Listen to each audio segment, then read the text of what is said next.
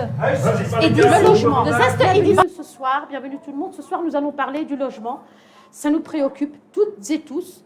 Et ce soir, justement, à savoir que ces dernières décennies, les loyers augmentent de plus de 44%, si je ne me trompe pas. 44%, oui. Donc on est dans les chiffres. Et les prix de l'immobilier ont triplé. Comment expliquer cette flambée des prix? Se loger devient un luxe. Un Belge sur 5 se débat dans une situation financière très préoccupante. Un travail ou deux ne suffisent pas pour payer son logement aujourd'hui. Toutes ces questions, nous allons les soulever aujourd'hui avec des experts. Alors, qui est touché particulièrement? Les pauvres, je pense, mais aussi la classe moyenne, les jeunes, les moins jeunes, les personnes âgées. Comment sortir de ces frustrations, de cette angoisse qui crée des maladies physiques? Comment vivre? On débattre aujourd'hui. Tout d'abord, des experts avec lesquels on va dénoncer un bilan qui n'est pas très agréable à entendre, et puis on viendra avec des perspectives futures, parce que le Let's Talk, c'est de trouver des solutions et de mener des actions positives. Alors, avec nous, ce soir, honneur aux dames, nous avons Claire Scollier, si je prononce mal votre nom. Parfait. C'est parfait. Vous êtes travailleuse sur le droit à la ville, je ne sais pas ce que ça veut dire, mais vous allez nous l'expliquer. L'inter-environnement, IEB. Nous avons parmi nous également M. Abdelrazak Ben Ayad. Je prononce bien votre nom? Plus ou moins, oui. Plus ou moins. Donc, Ben Ayad.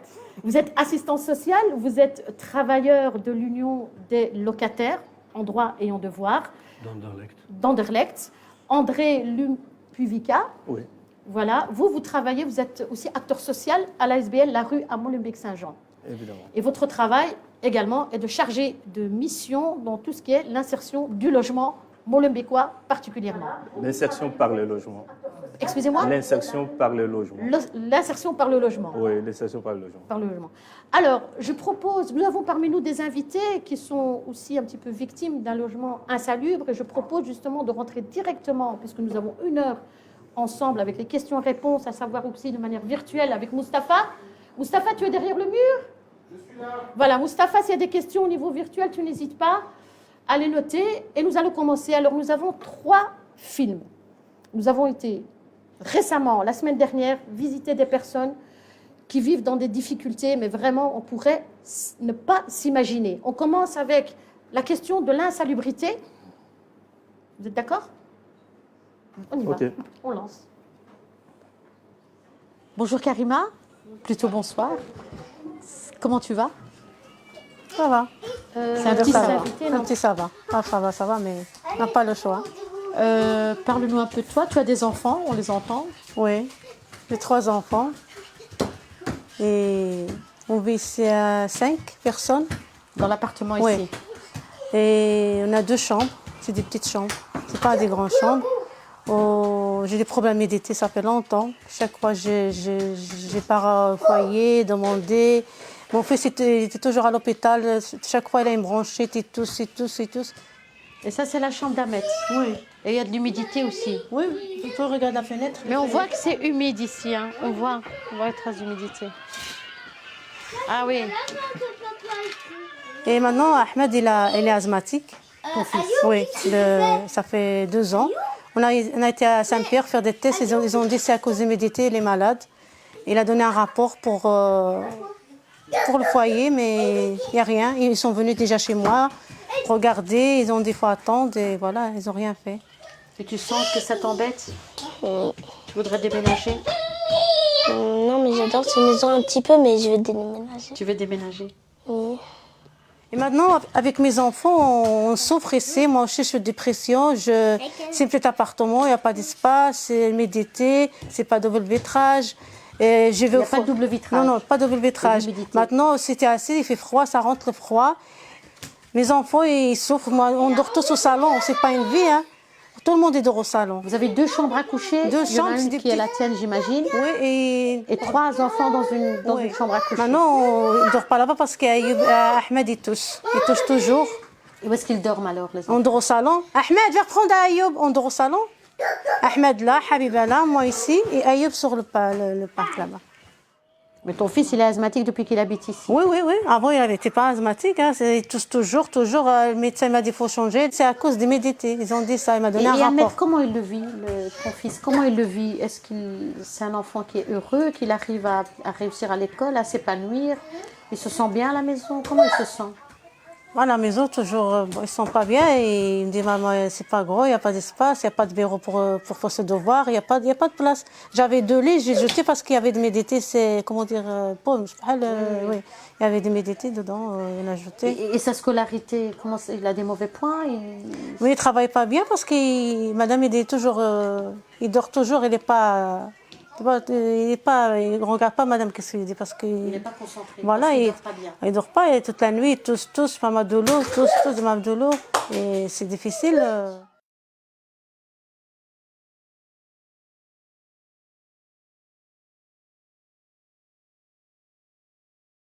Il ne dort pas et toute la nuit, il tousse, maman de l'eau, tousse, maman de l'eau. Et c'est difficile. Ok, logement social égale logement poubelle. On entend, je viens vers vous, Monsieur André. On entend bien ici que d'abord c'est un logement social, ce qui est très choquant. Donc c'est pas un logement privé. Qui dit social, normalement, c'est quand même un encadrement où la personne doit habiter dans un minimum de confort. Le luxe, c'est pas ça que cette famille demande, mais là, jusqu'à tomber malade, la maman en dépression, le jeune enfant en problème respiratoire, asthme. Comment un service public peut accepter ça? Si ce n'est pas l'accepter, c'est faire en sorte que les gens deviennent malades de manière psychologique et de manière physique. Oui, disons que c'est toute la question, hein. La même question que nous nous posons aussi, parce qu'il y a énormément de personnes qui sont dans des mal logements, qui habitent dans des lieux insalubres, dans des logements qui sont surpeuplés. Ça, c'est des situations qui sont souvent rencontrées sur les terrains, ici à Molenbeek notamment. Parce qu'il faut le dire, Molenbeek, surtout dans nos quartiers du bas Molenbeek, c'est un pôle ancien du développement de la ville de Bruxelles. Donc, Molenbeek a hérité un vieux bâti. Et ce qui dit vieux bâti, c'est aussi la dégradation aujourd'hui. Alors, il faut dire qu'à Bruxelles, il y a énormément de normes qui sont élaborées à chaque législature. Il y a des mesures qui sont prises, mais la réalité sur le terrain n'évolue pas à la même vitesse que l'élaboration des normes au niveau du Parlement, au niveau du gouvernement. Alors, ce qui fait que sur le terrain, il y a énormément de problèmes, notamment par rapport au vieux bâti. Il faut dire aussi que tout ça, c'est aussi en lien avec aussi une situation aussi de précarité, parce que beaucoup de personnes que nous avons sur le territoire de Vieux-Molenbeek, plusieurs personnes sont des personnes qui sont des personnes à bas revenus et qui consacrent la quasi-totalité de leurs revenus à payer de loyer. Alors, très souvent, les gens n'ont pas d'autre solution que de se résigner à aller loger dans des logements qui ne sont pas du tout corrects, qui ne sont pas conformes aux normes. Et ça, c'est une réalité qu'on retrouve sur les marchés locatifs privés, mais curieusement aussi, au niveau du logement social aussi, nous retrouvons la même réalité, parce que quand on parle de vieux bâtis à Molenbeek, cela concerne aussi le logement social. Alors, il faut dire qu'il y a un travail de mise en norme, de rénovation qui nécessite vraiment être fait et qui n'a pas été fait, dont le logement n'a pas évolué avec les conforts actuels. Ça, c'est des réalités, malheureusement. Et nous, au niveau de notre permanence logement, je dirais aussi, c'est une situation générale à toutes les associations d'insertion par le logement. Au niveau de nos permanences logement, on est confronté à ce genre de situations, de personnes qui viennent, qui logent dans les salubrités. Que ce soit bien, aussi bien dans le privé que dans le social.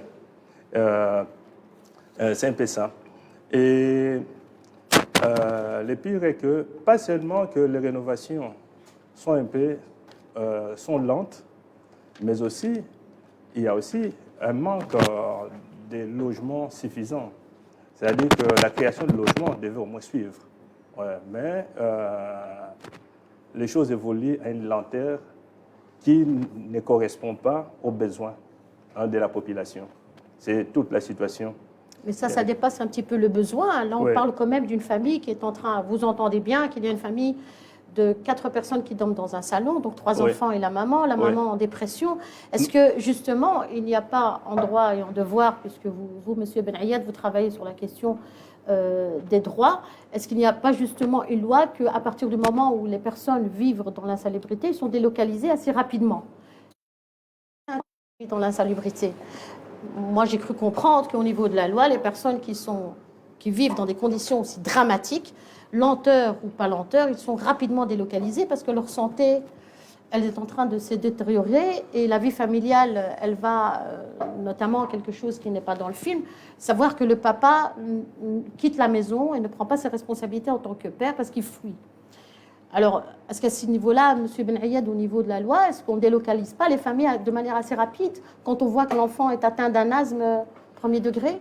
Donc, le problème que ça soulève, c'est que effectivement, c'est pas normal qu'une famille qui a besoin d'un 3 ou d'un 4 chambres se trouve dans un logement de 2 chambres. Elle a le droit, normalement, quand une famille se trouve dans un logement social, elle a le droit d'être mutée vers un logement adapté. Donc ça, c'est le premier problème. Ce que ça soulève, c'est le manque de grands logements dans le logement social. Mais en général, il manque des logements, mais les grands logements manquent encore plus. Donc, le fait je dirais, d'adapter les logements sociaux aux nouvelles normes fait qu'on a de moins en moins de grands logements. Parce que les maisons 4 chambres qui existaient, on les a rénovées. Dans ces maisons, il n'y avait pas de salle de bain. Parce que c'est des maisons qui étaient construites dans les années 30, 40. Et donc, à l'époque, il n'y avait pas de salle de bain dans les maisons. À partir du moment où on met une salle de bain dans une maison de 4 chambres, elle devient une maison de 3 chambres. La même chose pour un appartement. Ça veut dire que on a un problème qui est les grandes familles sont de moins en moins accès au logement social.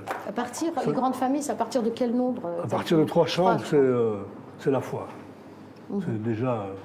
Donc, il y a aussi le fait que pendant des années, la politique du logement social, ça a été de dire la famille belge classique, c'est un homme, une femme et 2 enfants. C'était ça leur leitmotiv. Et donc, du coup, ne tenait pas compte de la demande dans les quartiers comme Anderlecht, Molenbeek, dans les communes populaires. On n'a pas tenu compte de cette demande pendant des années. Donc, on se retrouve avec un déficit en grand logement. On n'a pas créé le fonds la Ligue des familles par hasard, le fonds du logement. Le fonds du logement était vraiment spécialisé sur les grandes familles parce que personne ne s'en occupait.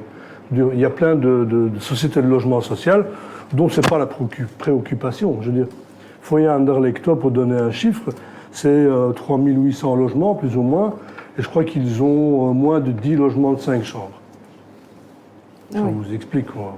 Il y a quand même plus que 10 familles à Anderlecht qui ont besoin d'une maison de 5 chambres. Hein, donc, bien évidemment. Voilà. Donc, ça, c'est la pénurie. Donc, il y a le problème technique et il y a la pénurie qui fait que la solution, il faut construire des logements sociaux, il faut en créer pour y répondre.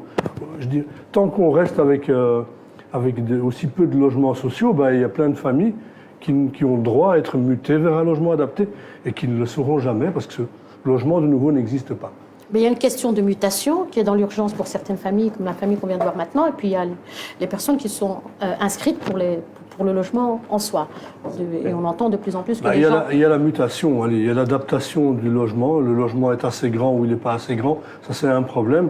Le deuxième problème que soulève cette famille, c'est le fait que le logement soit insalubre. Ça, c'est autre chose. Ça, c'est la société de logement social doit faire son travail, doit gérer, doit entretenir. Voilà, et donc il y a un souci à ce niveau-là. Tu parlais du service public, ça soulève cette question-là. C'est quoi le service public? Il y a un problème. Parce que depuis 15, 20 ans, 30 ans, ils externalisent les services. Ça veut dire qu'avant, il y avait des femmes de ménage dans les sociétés de logement social. Toutes ces femmes ont été virées. On s'adresse à des sociétés de nettoyage. C'est la même chose par rapport aux services techniques. On a viré les plombiers, on a viré les électriciens et on fait appel à gauche et à droite. Et ça ne marche pas, en fait. Ça ne marche pas. Donc, les services publics, ils l'ont détricoté. Et ce qui reste dans les sociétés de logement social de public, c'est juste le nom, finalement. Oui, et vous disiez qu'il y a la question de l'imitation, il y a l'imitation, il y a les transferts aussi. C'est quoi la différence? La différence, c'est qu'on parle des transferts lorsqu'on est en face d'un logement qui n'est pas conforme, mais qui correspond à la composition de ménage. À ce moment-là, on peut déplacer les occupants vers un autre logement qui correspond toujours à leur composition de ménage. Ça, il s'agit d'un transfert. Donc, par exemple, on part d'un 2 chambres vers un 2 chambres. On est transféré parce que le logement de départ est insalubre. Et la mutation, c'est que le logement ne correspond plus du tout aux besoins du ménage occupant. La famille, elle est trop grande. Une famille nombreuse, par exemple, dans un petit logement, à ce moment-là, elle a droit à un logement de plus, qui a plus de chambres. Bien sûr. Et à ce moment-là, on parle de mutation. Et la mutation, ça peut être aussi une famille qui occupe, quand il y a sous-occupation, c'est-à-dire que le logement est trop grand par rapport à la composition de ménage, on peut être muté aussi vers un logement plus petit. Et ça, c'est l'opération, je crois que depuis un certain temps, on avait des soucis ici à Molenbeek par rapport à... Il y avait énormément de soucis par rapport au logement social. Et nous avons une nouvelle équipe qui est arrivée, qui est entrée en place, qui s'est donnée comme priorité, d'abord, de résoudre le problème des transferts et mutations internes par rapport aux besoins internes des personnes qui sont déjà logées dans le logement social. Et c'est ça le premier objectif que se sont assignés le responsable actuel de l'équipe actuelle qui est venue le logement social. Bon, nous espérons qu'ils vont relever les défis parce que il n'y a pas longtemps, je vis ici, dans ce mois d'octobre, ils ont annoncé la rénovation de logements qui sont à la gare de l'Ouest, à la rue Rouvert, numéro 22-24. Bon, les habitants étaient réunis, on présente le projet, mais le projet, la rénovation va commencer dans 5 ans. Dans 5 ans, et chaque fois, il faut y aller par moitié, par tranche des 40 appartements, chaque fois, par immeuble. Et là, ils ont affaire à une histoire de 4 immeubles. Bon, avec, qui sont habités en ce moment. Qui sont habités. Et qui vont être à l'heure. À ce rythme-là, c'est-à-dire que les jours où ils finiront la rénovation... Ce sera 10 ans. Oui, il y a des personnes qui seront mortes, qui seront déjà décédées aussi. Des personnes âgées qui sont dans le besoin aujourd'hui, mais qui seront là en train d'attente. Mais dans l'entretemps, vous avez dans ces immeubles, il y a aussi des problèmes d'humidité qui se posent. Il y a des problèmes d'humidité. Bon, il y a des gens qui sont dans des surpeuplements. Ils ont droit à un logement. Des situations de surpeuplement, nous en avons énormément. Vous avez une famille qui introduit une demande de mutation, mais la famille doit attendre 15 ans, voire plus. Nous avons des situations où des personnes ont attendu une histoire de 20 ans pour attendre une mutation. Oui. Vous demandez la mutation pendant que vos enfants sont en bas âge, et vous obtenez une mutation lorsque les enfants se sont déjà majeurs, émancipés, et majeurs sont partis. Voilà. Alors on attribue le logement aux parents. À ce moment-là, quel est le plaisir quel est le plaisir que pourront vraiment avoir les parents d'une telle attribution parce qu'ils auraient souhaité avoir un logement pour un meilleur épanouissement de leurs enfants, mais qui malheureusement auraient grandi avec les mauvais souvenirs d'être confinés pendant longtemps. Ouais. Et lorsqu'on parle nous avons vu pendant la pandémie, tout le monde était confiné et c'était très dur le confinement pour les personnes qui habitent dans des logements petits et des logements surpeuplés. Alors c'était très dur pour ces personnes-là. Mais on va y arriver. Ce que j'entends bien, c'est que ces personnes-là sont victimes d'un confinement avant même la naissance du corona. Évidemment. Cela dit, ces jeunes qui grandissent, ces enfants en bas âge qui grandissent dans leur croissance et qui deviennent des adolescents, quel résultat on peut s'imaginer pour faire de ces jeunes des jeunes responsables, émancipés et en bonne santé mentale. Donc le corona n'aide pas bien effectivement, mais si j'ai bien compris, si nous avons bien compris, quand il y a des logements à rénover dans l'urgence, les habitants qui habitent là sont délocalisés, sont transférés dans des nouveaux logements? Pas nécessairement. C'est-à-dire que les habitants sont transférés dans des logements disponibles. C'est-à-dire qu'il faudrait généralement, la politique qui est appliquée, c'est qu'il y a des logements qui sont cherchés et puis les personnes sont Et ceux qui sont dans la logements. liste d'attente, avec ces histoires de points, on va y arriver, les personnes qui sont dans la liste d'attente pour avoir un logement social, ils ont encore moins de chances d'en avoir, puisque avec les travaux, on ralentit un petit peu le processus de distribution. Et actuellement, il y a l'allocation loyer qui vient d'être instaurée depuis le 15 octobre. L'allocation des loyers. Oui. Une allocation loyer qui vient d'être créée au niveau de la région de Bruxelles-Capitale, qui est octroyée à toutes les personnes qui attendent des logements sociaux, ceux qui sont sur la liste d'attente. Oui. Donc, ceux qui attendent des logements sociaux, qui ne l'ont pas encore, c'est-à-dire qu'en attendant d'avoir l'allocation loyer, tant qu'au niveau financier, ils ont des revenus qui sont qui correspondent aux revenus d'accès au logement social, ces personnes auront droit à une allocation jusqu'au jour où ils auront une attribution sociale. Donc une aide financière un petit peu, c'est ça? Évidemment. Ça c'est nouveau, ça. Oui, ça c'est nouveau. Positif. Oui. On va venir avec tout ce qui est positif à la fin de l'émission. On va revenir vers toi. Je ne t'oublie pas. Je voulais juste dire, cette histoire de points, on a grandi avec au plus tu as 2 points, au plus tu es prioritaire, jusqu'à 12 points. Cette dame, je pense qu'elle a dépassé les 12 points. Elle n'est pas la seule, cette famille. Mais ça existe encore, cette histoire de points, c'est-à-dire que plus il y a un barème de points. C'est un système de priorité.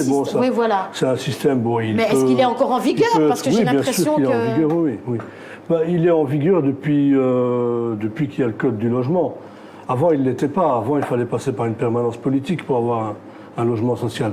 Maintenant, il faut s'inscrire, il faut attendre son tour, et le système de points, c'est un système qui consiste à dire qu'une personne handicapée n'est pas égale à une personne qui est en bonne santé, etc. C'est des choses, des critères objectifs qui sont, qui sont normales. Il y a pas de, le problème n'est pas là. Alors effectivement, les gens accumulent des points.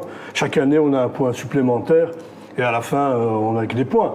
Mais il y a des personnes qui ont 12 points depuis longtemps. Qu'est-ce qu'ils font avec les 12 points? C'est pas des points, c'est des logements. Ça devient un peu Très bien, c'est très bien. un peu n'importe quoi, je veux dire. Le système tourne un peu au ridicule, parce que la solution ou le problème n'est jamais résolu. Le but, c'est pas de s'inscrire pour un logement social et d'attendre 15-20 ans. On vend du rêve.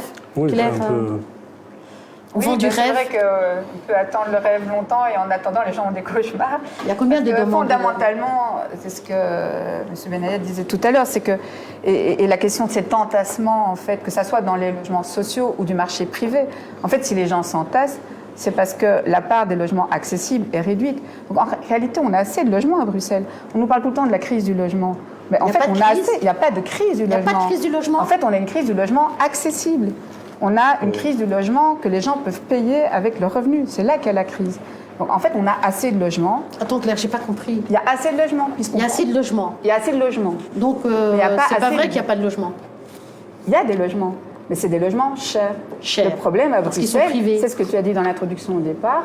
En 92, le loyer moyen, il était en francs belges, c'est passé en euros, mais c'était 330 €, le loyer moyen à Bruxelles. Aujourd'hui, le loyer moyen, il est à près de 800 €. Donc, c'est plus que doublé. Privé. Mais les revenus des gens, eux, ils n'ont pas plus que doublé dans le même temps. Donc, sur un segment très restreint, donc la part du logement accessible, là, les gens s'entassent, que ce soit dans le logement social ou dans le marché privé. Et donc, forcément, si vous rénovez du logement social, donc ça, c'est la question, comme on n'a pas assez de logement social, et qu'il faut les rénover parce que tout le stock de logements sociaux à Bruxelles, il date des années 60-70. Donc il a rénové. C'est ce qui crée les problèmes d'insalubrité. Mais comme on n'a pas assez, même les problèmes de mutation, en fait, on ne sait pas où mettre les gens. Il y a 50 000 personnes quasi sur les listes d'attente. En fait, tous les logements sociaux sont remplis. Claire, si on comprend bien, on n'a pas assez de logements sociaux, mais on a assez de logements privés. Voilà, exactement. Tu as très bien résumé. OK. Et donc, il faut produire du logement social. Ok. Ouais. Mais ça, vous le voyez quand vous vous baladez à Bruxelles, c'est plein de maisons vides. Bien évidemment. À louer, oui. Des maisons Il y a vides. plusieurs C'est plein affiches à louer, mais il n'y a d'immeubles à pas assez l'abandon. de logements décents Décembre. loués à un prix abordable. Ok. C'est ça la Est-ce crise. que justement, Ouais. est-ce qu'on devrait bloquer les loyers? Est-ce que Mohamed, qui est propriétaire, on pourrait lui imposer de louer pas plus que 500 € par mois? Est-ce que tu Mais ça, l'accepterais c'est aussi? des- Tu l'accepterais pas? On va laisser d'abord Benahia répondre, puis je reviens vers toi. Mais ça, c'est des solutions techniques. Moi, je trouve que c'est un faux débat, ça. Blocage des loyers. Je dis, oui, on peut bloquer des loyers, mais je veux dire, bloquer les loyers, ça veut dire qu'on va le bloquer à quel niveau? Quand? Jusque quand? C'est une discussion interminable. Je veux dire, ça, c'est toujours fait, c'est des mesurettes, quoi. On va dire que tel logement de telle catégorie ou de telle qualité, on va le bloquer pendant 2 ans. Mais ça c'est déjà fait. On bloque les loyers pendant 2 ans. Mais je dirais après, le problème revient comme un boomerang. La question, c'est pas ça qui règle le problème. On peut, ce qui serait plus judicieux, plus intelligent, c'est de dire, on fait correspondre la surface et la qualité d'un logement à un prix. On fixe un prix. Mais On dit qu'un logement salubre qui répond aux normes, et on le met en adéquation, on compare à ce que gagnaient les gens. Ça veut dire qu'une famille qui a besoin d'un logement 2 chambres, qui vit avec, on va dire, 2 000 €, on va dire que le logement 2 chambres qui répond aux normes, etc., il est au maximum de 450 ou 500 €. Et time, on n'en parle plus. Ça, c'est une mesure. Oui, mais c'est pas ça un blocage des loyers. Les blocages des loyers, comme ils ont eu, chaque fois qu'on en parle, c'est pendant une période, pendant 1 an, pendant 2 ans. Mais je veux dire, Mais sur le long terme, on pourrait, On pourrait Oui. geler les loyers. À Berlin, il y a eu une tentative. En fait, la loi était même carrément passée. À Berlin? C'était à Berlin, en Allemagne. Donc, c'est pas chez nous. Mais pendant la période de Covid, justement, parce que la crise du logement abordable, là, justement, mais dans plein de villes, en fait, c'est exacerbé. Et donc là, ils avaient fait passer une loi qui gelait pour la ville de Berlin le loyer pendant 5 années. Le problème, il y a eu des recours, notamment des propriétaires, parce qu'ils ont considéré que c'était une atteinte à leur droit de propriété. Et finalement, la loi en question a été annulée. Après, je rejoins que la solution n'est pas là. En fait, le gel des loyers, c'est peut-être une façon de gérer la situation, le temps, par exemple, de produire à suffisance le logement abordable. Le temps, mais alors ça voudrait dire que les politiques retroussent leurs manches et ils vont franco, ce qui n'est pas le cas pour le moment. Les politiques, on ne les a pas invités, on sait pourquoi on ne les a pas invités. Hein. Et donc, je veux dire, Bruxelles, là-dessus, est vraiment lanterne rouge. Si on regarde ce qui se fait... en fait, la moyenne en Union européenne de logement social, il est de 12%. Chez nous, on a moins de 7%. Si vous regardez à Paris, à Londres, à Amsterdam, à Vienne, on est dans des villes, et pourtant, je ne dis pas qu'il n'y a pas de problème de logement dans ces villes-là, mais malgré tout, dans ces villes-là, on a entre 20 voire 60% de logements sociaux. Bruxelles, on est indigent, on est vraiment indigent avec nos moins de 7% de logements sociaux. Donc il n'y a pas moyen, évidemment, d'atteindre le droit au logement. Il n'y a vraiment pas de droit au logement chez nous. Donc le gel des loyers, ce n'est pas une solution. On va dire que c'est une mesure transitoire. Après, ce n'est certainement pas la seule. Ça pourrait être une des solutions. Ouais. On va donner la parole à Mohamed, ou sinon il va m'en vouloir. Allume ton micro, Mohamed, pour que le public puisse t'entendre. Et excuse-moi, Sander, le timing, là, tu surveilles ou pas? Alles gaat goed. Ok, c'est ok. Moi, j'ai beaucoup de points. Mets bien le micro. On va commencer avec un point, mais on va revenir vers toi. Je vais faire vite. Un entassement, ça, Attends, excuse-moi. elle a abordé quelque chose d'entassement, On entend avec son micro? c'est beaucoup de logements. Et il y a un qui loue, 2, après il habite à 4 à 5. Il y a un logement. Si vous faites habiter, Excuse-moi, Mohamed, tu peux répéter ça? ils rentrent. Ils sont à 2 et après ils sont à 2, 10. 3, après ils sont à 4 à 5. Les amis, la famille, je ne sais pas. Il y a une maison avec une personne ou avec un groupe de 10, ça se détériore plus vite. Plus vite. Et alors, autre chose aussi qui m'interpelle, c'est... Ben, je ne suis pas d'accord avec toi. Hein. Nous, on était 12, on était dans des vieux maisons. Et franchement, mon papa et les premiers immigrés, ils ont bien entretenu les maisons, ils les ont bien chauffées au charbon. Oui. N'est-ce pas, Mais attendez. Moi, j'ai habité dans les autres communes, à majorité belge. Et alors, je vois les gens, quand ils rentrent dans un appartement, après 3 ans, 2 ans. Moi, je connais un couple qui a donné 3 000 € peinture. Rien que pour la peinture, l'entretien. Ouais. Alors que quelqu'un, quand il rentre, 90%, 95%, quand il rentre dans l'appartement, il ne fait rien. Mais rien, c'est rien. Vous avez vécu cette situation? Attends, moi j'ai rentré dans la maison. Attends, j'ai vu ça. Et maintenant, dernièrement, quelqu'un qui veut acheter un appartement, elle m'a demandé ce que tu veux, parce qu'il n'est pas de Bruxelles, il veut venir avec moi pour regarder, je suis allé. Les étangs noirs, le poignet là, du couloir de l'immeuble, presque pour tomber, il faut prendre une clé et tu peux le retourner dans 2 minutes. Tu peux le retourner dans... Alors il joue comme ça, et donc il va se détacher, il va se jeter. L'ascenseur, 3 ans, il ne fonctionne pas. 3 ans. Et alors j'ai remarqué ça. J'ai jamais entendu quelqu'un, mes copains, je suis à Molenbeek, je rentre dans les cafés, quelqu'un, oh, c'est moi, j'ai un peintre qui va venir. Quand il est propriétaire, oui. Alors là, on fait les entretiens. Mais quand il est locataire, pourquoi? Parce qu'ici, à Bruxelles, on met tout sur le dos de la ville.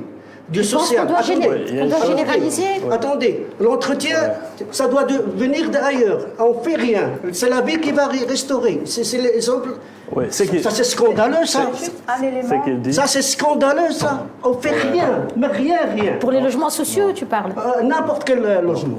N'importe quel logement. Il y a une chose, hein. Vous donnez un appartement après 3 ans, hein, c'est la poubelle. Hein. Il ne faut pas généraliser. Vous commencez tout. Bon, il y a une chose dans... C'est du vécu, hein. C'est du vécu, ça. C'est vécu. Il y a une chose dans... Vous avez été locataire? Vous avez déjà été locataire? Non. Jamais? Non, jamais. Quel luxe, c'est magnifique. Non, ici à Bruxelles, j'ai pas été locataire. Mais il y a une chose dans ce qu'il dit, c'est que la loi... Vous entendez là derrière? En matière... On ne fait rien du tout, moi, rien. En matière de droits et obligations... Qui peint leur porte, la porte d'entrée. La peinture, on fait un peu, on travaille quand on ne fait rien. Donc les Flamands, ils entretiennent mieux les maisons? C'est incroyable. C'est incroyable. Que qui? Que quoi? Que moi. Alors tant mieux que moi. Donc vous êtes contre. Je voulais dire ceci. Okay. En matière de droits et obligations des locataires et bailleurs, il est toujours stipulé qu'un preneur d'un logement est censé l'entretenir en bon père de famille. C'est-à-dire que c'est la personne qui occupe le logement qui doit l'entretenir. C'est le travail que nous faisons aussi au niveau de nos associations, parce que quand vous venez, par exemple, quand vous venez à l'ASBL La Rue, c'est-à-dire dans nos missions, nous développons aussi ce que nous appelons le module d'information logement. Là-dedans, il y a toutes les informations nécessaires que nous construisons et que nous essayons de communiquer aux personnes à travers nos animations pour essayer de les outiller dans la manière de tenir leur logement. Quand bien même lorsqu'on est confronté au problème d'humidité ou quoi, ou lorsqu'on est dans un logement confortable, il y a des gestes vraiment qu'il faut poser pour essayer d'entretenir le logement et pour essayer aussi de protéger sa santé. Alors ça, c'est un travail que nous faisons. Et on dit toujours un homme averti en vaut deux. Oui, ce qui fait qu'il y a des locataires, en tout cas, qui font ces gestes-là. Quand ils sont informés, ils le font. Pourquoi? Tout simplement, habiter un logement, c'est toute une culture. C'est toute une culture, c'est-à-dire que les personnes doivent être outillées pour qu'ils puissent savoir quel geste est posé, comment chauffer, l'aération, il faut aérer son logement chaque jour. Absolument, ouais, absolument. Mais je pense aussi qu'il y a peut-être que vous pourriez, Claire ou toi, Ben Ayad, me corriger, il y a aussi des propriétaires qui louent des appartements très mal entretenus. Excusez-moi. Très mal entretenus. C'est un dernier détail. Oui. Quand il loue une maison, ici à Molenbeek, le juge, il est pour le locataire. Hein. La plupart des cas, le juge il est du côté de locataire. Non, pas toujours. Pas toujours. J'ai accompagné énormément de personnes. J'ai accompagné et j'ai orienté des personnes vers la justice et paix. J'en ai accompagné et je fais des visites sur le terrain ensemble avec les juges. Où vous voyez les juges qui descendent, qui viennent visiter le logement avant de dire son verdict. Et il y a des situations toujours objectivées. Par rapport à ça, d'ailleurs, juste Claire. un petit mot sur la question des expulsions. En fait, Bruxelles est la ville au niveau de l'Union européenne où le taux d'expulsion de logements est le plus élevé. Pourquoi? Donc ça montre, Ça montre que les magistrats sont favorables aux locataires, ben non, le taux d'expulsion est très élevé. Ouais. Ce qui montre que plutôt, il est en majorité Il y a favorable beaucoup aux d'insuffisance. propriétaires. Ça Il y a montre beaucoup que Attends, je comprends qu'on est petits propriétaires. En fait, quand on est petits propriétaires, je pense que les coûts actuels de la rénovation, et donc c'est une réalité, c'est pas simple de rénover, d'entretenir son logement, et que c'est clair que quand des locataires sont entassés dans des mauvaises conditions dans des logements, il y a des dégradations, c'est inévitable. Et donc, c'est pas ici un jugement moral de dire les bons locataires, les mauvais locataires, les méchants propriétaires, les gentils propriétaires. C'est juste un fait. Parce que vous n'avez plus accès au logement, vous vous entassez dans des petits logements, le risque de dégradation est plus important. Par ailleurs, il faut savoir qu'énormément de propriétaires, en réalité, ne sont pas des petits propriétaires. Mais ils sont... 40% des logements qui sont loués à Bruxelles appartiennent à des personnes qui n'habitent pas à Bruxelles. Ah, oui, oui, et en oui. fait, c'est juste de Donc, l'investissement. ils voient pas ce qu'il y a, oui, oui. Ce sont des investisseurs, c'est des gens qui ont des gros moyens et qui font partie des personnes les plus aisées et qui louent ces logements. Et donc, c'est de l'argent, en fait, de Attendez, personnes qui habitent à Bruxelles et c'est de l'argent qui quitte Bruxelles. Oui. Dernière remarque, les propriétaires, ils sont prudents parce qu'ils ont peur de la loi. Non. Attendez, Rien ils du montrent la tout. maison. Rien du tout. Ils montrent la maison, ils disent regardez, tout va bien, regardez, il est bien. Mais après 2 ans, 3 ans, surtout quand un ménage à 3 ou à 4 ou avec des enfants, ça détériore très vite. Et le juge, pour conclure, le juge là, quand il est allé voir la maison, il dit au locataire, bloque le loyer, il ne paye plus. Jusqu'à qu'il va rénover toute la maison. Et les gens, ils habitent dedans et le propriétaire, il peut pas rénover. Là, nous parlons... Alors Peut-être peut-être on va arrêter par rapport à ceci. Je comprends bien, j'entends bien que vous êtes propriétaire et que vous avez rencontré des Non, difficultés. moi, je loue pas. Mais en soi... Moi, je loue pas. Je garde ma maison pour moi, je loue pas. Oui, je comprends. Vous avez jamais loué? Non. Eh ben, je pense qu'il est délicat de généraliser, de penser que tous les locataires ne soignent pas leur habitat. Non. Moi, je ne suis pas persuadée. Non. Cela dit, de toute façon, les experts le prouvent bien, puisqu'ils accompagnent des locataires qui vivent dans des situations dramatiques. Je vais juste dire une chose. Donc, par rapport à ceci, par rapport à un point qu'on a soulevé quand on s'est rencontrés la première fois, vous n'imaginez pas qu'on est en train de pousser de plus en plus la pauvreté à vivre dans des ghettos, si ce n'est pas des bidonvilles, et vous le voyez sur un aspect sur Bruxelles, que plus une commune qu'une autre. Je sais qu'on est stigmatisé, Molenbeek, comme être dans une ville où vivent des rats. Hein, une commune qui n'est pas très, qui est obscurisée par les médias. Est-ce que, M. Beniriet, vous ne pensez pas que justement, par exemple, la zone Canal, qui était une zone très pauvre d'avant la guerre, une zone obscure, une zone pauvre, une zone même de prostitution, etc. Aujourd'hui, c'est devenu un petit peu Monaco. Les prix ont flambé. Il faut vraiment être riche pour pouvoir habiter là-bas, ou en tout cas avoir beaucoup de moyens, ou avoir bien hérité. C'est quel côté juste? Quel côté? Canal, le canal côté Petit Château, toute cette zone là-bas. Et puis on voit Brafo. C'est marrant parce que quand on se met, j'ai fait l'exercice moi-même, quand on se met de l'autre côté du canal et on voit cette zone très riche, et puis on voit Brafo, boum, cette fameuse tour qui est une tour qui à l'époque attirait une tour Brafo, côté vraiment pauvre, crade, shit, violence. Et on n'est pas en train de nourrir cela d'un côté, on laisse ces pauvres gens dans une situation très précaire et nourris, puisqu'on le voit là avec l'insalubrité. Et de l'autre côté, zone riche, est-ce que c'est voulu? Est-ce que c'est une politique bruxelloise? Est-ce que c'est de plus en plus privatisée? La politique du logement social, elle a très bien commencé et elle a très mal fini.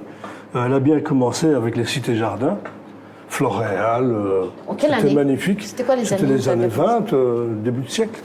Donc oui, on a fait les plus beaux logements sociaux en Belgique du monde pratiquement. Ça ressemblait à des petites villas. Le monde entier vient verts, voir. C'est ça.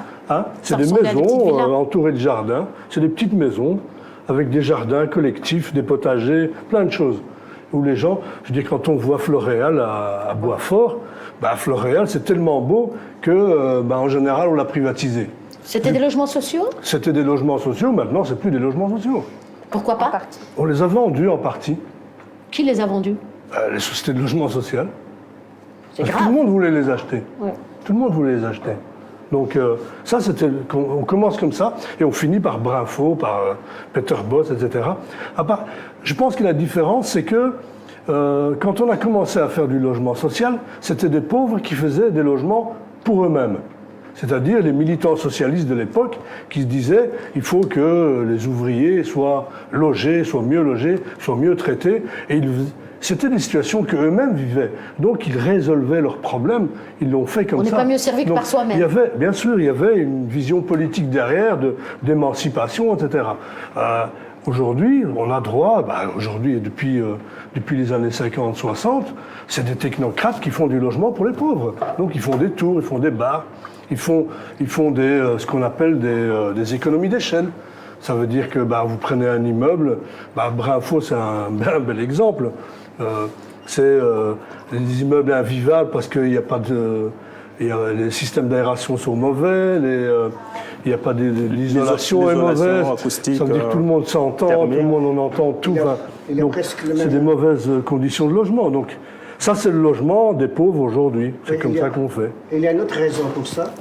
À Liège, ils avaient aussi des maisons sociaux comme ça, mais ils étaient délabrés. Aussi délabrés. Alors la ville n'avait plus envie de les restaurer.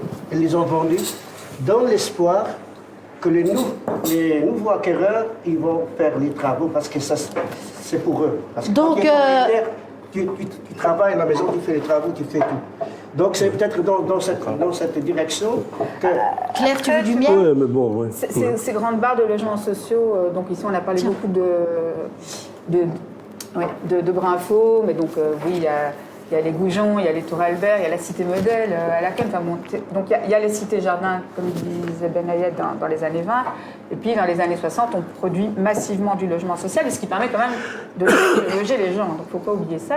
Et puis dans certains de ces grands ensembles, il y en a qui étaient de meilleure qualité d'eau. Si vous prenez justement la Cité Modèle à Laken, c'était vraiment considéré comme le progrès. Les gens se battaient presque pour aller dans ces logements assez vastes, avec des grandes baies vitrées, vues sur la ville, il y a un certain confort auquel ils n'avaient pas accès autrement. Le problème, c'est plutôt aussi qu'on n'a pas entretenu ce parc de logements des années 60, 70, et puis aussi parce que les gens ont un attachement plutôt au petit habitat. Donc c'est sûr que la Cité-Jardin, là, correspond plus à notre imaginaire, à nous, de l'espace habité avec jardin. Et aujourd'hui, les logements sociaux qu'on produit ne sont plus du tout ces barres comme dans les années 60, 70. C'est malheureux. Le problème, c'est qu'on n'en produit pas assez. Aujourd'hui, on produit 150 logements sociaux par 150 an. Et la demande, elle est de? Il y a 50 000 personnes sur les listes 50 000 personnes. Avant d'absorber... 50 000 ménages. Oui, ménages. 50 000 ménages. Alors avant d'absorber les 50 000 ménages dans les 150 produits par an, vous faites le calcul, il faut des décennies. On n'est pas sorti de l'auberge. Il faut des décennies. On va passer au deuxième. Au 30 septembre 2020, on a totalisé 49 134 demandes de logement social. Combien? 134 49 134 J'ai bien entendu. demandes de logement social au 30 septembre 2020. Donc à ce jour, c'est qu'on est déjà à 50 000, comme vient de le dire Claire. Et la question de Brinfo, peut-être... Que font les politiques? Oui, la question de Brinfo, peut-être il y a une chose que je voulais ajouter par rapport à Brinfo. L'histoire de Brinfo, c'est, disons, à la fois, c'est l'histoire d'une tour en carton, où les gens vivaient, il y avait 96 ménages qui vivaient dedans. Et dans cet immeuble, quand il fait chaud, il fait extrêmement chaud à l'intérieur. Et quand il fait froid, il fait extrêmement froid à l'intérieur. Donc un problème d'isolation thermique, un problème d'isolation acoustique. Quand tu tousses, le voisin t'entend tousser. Et infestation des cafards en et tout tout. Cas, oui. Bon, mais ce qui est positif, c'est qu'aujourd'hui... Ils en font des grands espaces. Voilà, la tour est en rénovation. Mais Brinfo, c'est aussi une zone aussi fortement densifiée. Il y a énormément de logements, il y a plusieurs logements sociaux concentrés dans cet espace des quartiers Brinfo. Et ce qui fait que le nouveau projet qui arrive aujourd'hui, nous pensons qu'ils doivent tenir compte de cet aspect, de ces paramètres de densification. Et aussi, par rapport à ça, lorsqu'on crée du logement et quand on rénove, il faudrait qu'on puisse aussi penser aussi aux autres fonctions, aussi aux équipements collectifs dont ont besoin la population dans le quartier. Donc il ne suffit pas de densifier, mais il faut penser aussi à d'autres besoins, crèches et tous les autres besoins. Oui, mais je crois qu'il y a un autre avec. travail aussi qui est la question de l'insalubrité dans le logement que vous êtes en train de rénover et en faire des logements pour des familles nombreuses. Qu'est-ce que vous avez fait de ces gens qui sont délocalisés? Où est-ce qu'ils vont se retrouver parce que ce ne sont plus des familles nombreuses? Est-ce qu'ils ne sont pas en attente ou déjà dans des logements insalubres? Et puis, il y a aussi un travail de quartier. Il y a un travail, excusez-moi, du quartier. On a vu que là, il y a de nouveau, ça c'est un petit peu, ça a évolué. Donc on voit un nouveau logement privé là sur le coin, là, rue Brinfo, là. On va le voir dans un des films. Rue Fine. Oui, rue Fin, donc le croisement de la rue Brinfo. Oui. Ce quartier-là, bon, on voit des changements, mais qui ne sont pas uniformes, j'ai envie de dire, et qui sont encore une fois dans le même quartier. On voit une tour pauvre et une maison et des appartements bobos. On n'est pas encore sorti de l'auberge. Je propose qu'on passe, Sander, si tu veux, au deuxième film. Et j'espère que d'ici la fin de cette émission, qu'on puisse aller vers des actions, des perspectives futures, et surtout que les politiques nous entendent. Hein, parce que je n'ai pas l'impression que l'histoire se répète, l'histoire n'a jamais changé. Et c'est très grave. Vous pouvez expliquer-moi qu'est-ce qui se passe ici? Oui, en fait, ça fait 1 an qu'on subit des humidités comme ça. Ouais. Parfois, il y a de l'eau qui descend, qui coule. Et ça descendait même en bas, en fait, chez les voisins. Chez les voisins. Oui. Enfin, je venais de l'école, je trouvais vraiment la catastrophe. Il y avait toute la maison jusqu'au salon, à l'intérieur, l'eau. Pendant le froid, il y avait beaucoup de l'eau qui descendait jusqu'à regarder le sol, comment il est devenu. Ouais. Et on a parlé au propriétaire et tout, mais personne est venu pour voir. Il est venu voir, mais il n'a rien fait. Ça me déprime beaucoup parce que déjà, on paye beaucoup trop cher. On paye 1300, je crois, de loyer. Oui, 1300 €. Oui, je crois 1300, 1200, quelque chose comme ça. C'est cher. Oui. Et les sonnettes, on doit descendre en bas pour ouvrir la porte. Les lumières? Les lampes, c'est nous qui avons mis des lampes. Oui, et les lumières à l'escalier aussi, il n'y a pas? Les lumières, il n'y a pas dans les escaliers. L'escalier, oui. Mais le propriétaire, il ne veut pas... Il ne veut rien faire. Ouais. Non. On a dû... il n'y avait pas de chauffage à un moment et c'est nous qui avons payé aussi très très cher pour avoir des chauffages. Et pour le moment, notre chambre, il n'y a pas de chauffage, c'est vraiment cassé. Quand même, il y a beaucoup de froid et vraiment à cause de l'eau et tout, le sol il est vraiment monté de sa place. Ouais. Mais quand même, c'est trop cher. Ouais. Il y a beaucoup de gens qui vivent ici ou... Il y a ma tante, ta tante, oui, ma mère, oui. Et on est 4 enfants. 4 enfants et 6. Oui. 6. Moi et ma soeur et ma mère sont dans une chambre et les autres aussi.